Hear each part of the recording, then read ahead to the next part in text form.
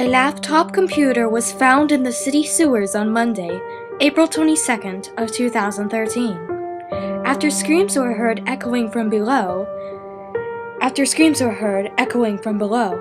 As far as authorities could tell, there was no owner. All picture files on the hard drive were corrupted, and forensics failed to reconstruct all but one of them. The reconstructed photo partially revealed a terrified man in his late teens or early 20s, and some sort of face behind him. Analysts have disputed whether or not that actually is another face or simply image noise created as a result of the reconstruction of the photo.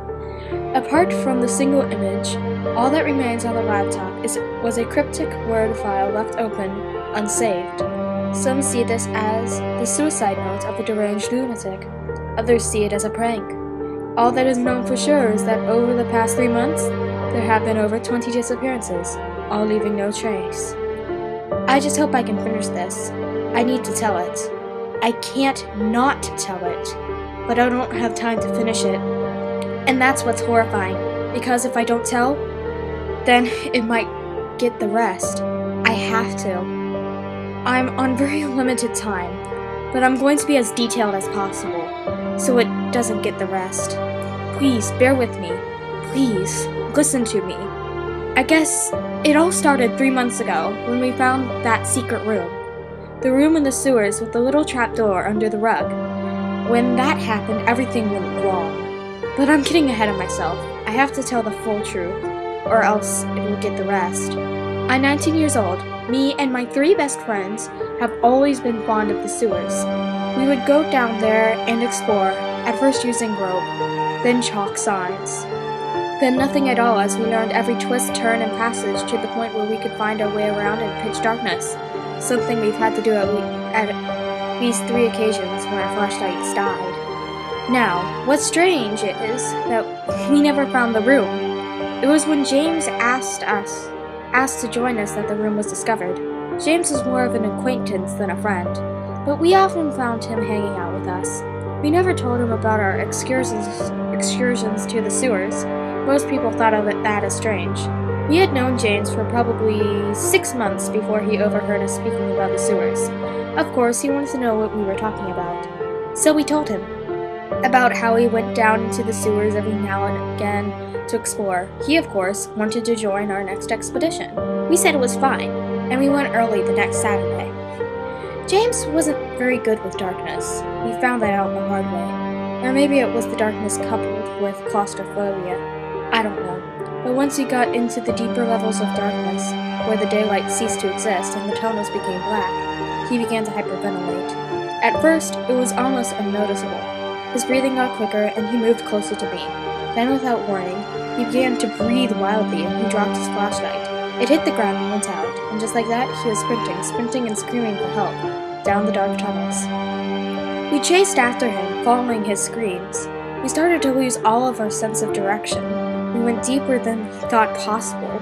We thought we knew these tunnels, but there was one small niche that we had never noticed before, that led into an even older series of tunnels.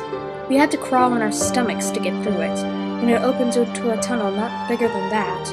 We had to crouch down to the point of being on our hands and knees to traverse it. It's in those same sewers that I'm sitting now, with hundreds of white Christmas lights strung up around me and stretching down the tunnel. These won't last forever. The battery I'm running them off of can only keep them lit for a few hours, but they keep me comfortable and serve as a warning. The thing can't stand to be in the light. It's coming for me. I know it. But the lights will go out before it can get to me, so I'll know. I'm hiding here because this is the last place it will expect me to go. It's looking for me, but it wouldn't think that I would go into its sewers, its very backyard. I know that it will find me, and soon, but I just hope that this will prolong the inevitable, long enough for me to get my story out. I've got my phone programmed to dial 911 in 2 hours, and I've got a camera with night vision, ready to record when it shows up, so the cops will know to stop it. I just hope they can. We eventually tracked down James, and he was sitting outside a big rusty door. It looked like it hadn't been touched in years. Somehow we convinced ourselves to open it, and oh my god, I wish we hadn't. This crap would have never happened, If not for that stupid door, oh my god, I'm gonna die and... I have to stop. Panicking won't do anything to help me. I'm past help. Have I told you our names? There was me, Kurt, and then James, Alan, Josh, and Chris. Writing down facts helps me calm down. Just bear with me. I'm almost there. We went in the door. That was a mistake. In the room was an ancient chair and a threadbare rug. Not much else, except the table full of disturbing instruments and a calendar. The calendar was old and faded, and a dark yellow, but I could just barely make out dates in the faded ink. The calendar was dated for 1903, over 100 years prior. The table had what looked like torture tools set on it. I recognized a thumb screw. Josh cut himself on some kind of twisted knife hook thing. Hammers and nails. I shuddered thinking of what some of the other instruments were used for. There was what looked like the remains of a skeleton on another table in the corner of the room. A rectangular table with metal rings at each corner and decaying ropes through those metal rings. I felt sick. We decided that we needed to get out, but Alan tripped over the rug and kicked it through the side. There was a trapdoor under it. Again, curiosity got the best of us, and we opened it, against James' protests.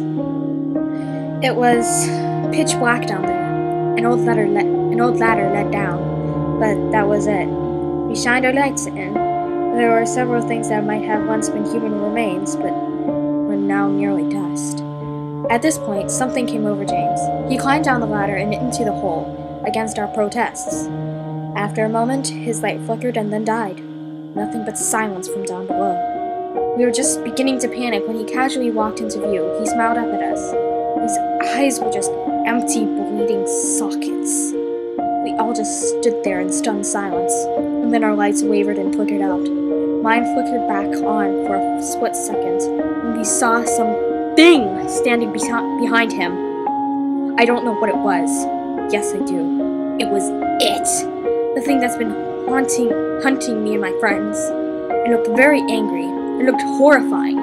It was dead blue skin and composing face. I could see its skull through its cheeks. It looked female, had long decaying hair and a bony frame. But it looked like slashes in its dead cheeks and gashes around its empty sockets. It was the most terrifying thing I've ever seen in my life. I think that if I would have seen it for more than a split nanosecond, I would have gone insane or dropped dead. The light lasted for a fraction of a second that haunted me every minute of every day since then, and everything was dark and James was screaming. I ran. Everyone else ran too. I was the first. We scattered, floundering in the dark, in the unknown. I don't know how long I was down there. It felt like centuries. Eventually, I made it to the surface. It was pitch dark in the dead of night. I remember that we had gone during the early morning hours. I went home. It was 4 o'clock in the morning.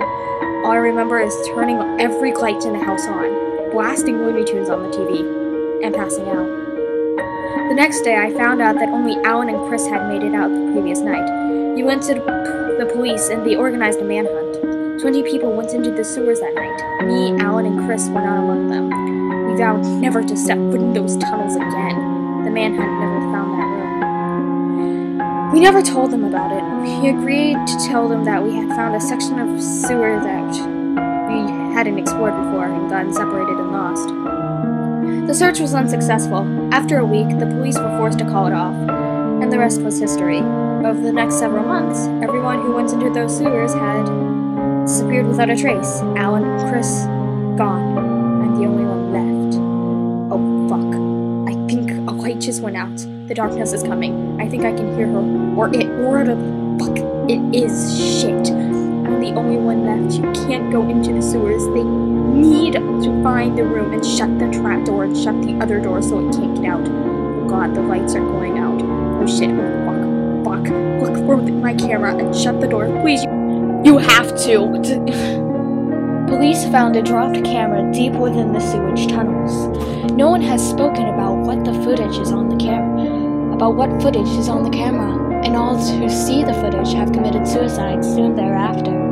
Police are currently working with city records to conduct a coordinated search of the sewer system to find the location spoken of in the file.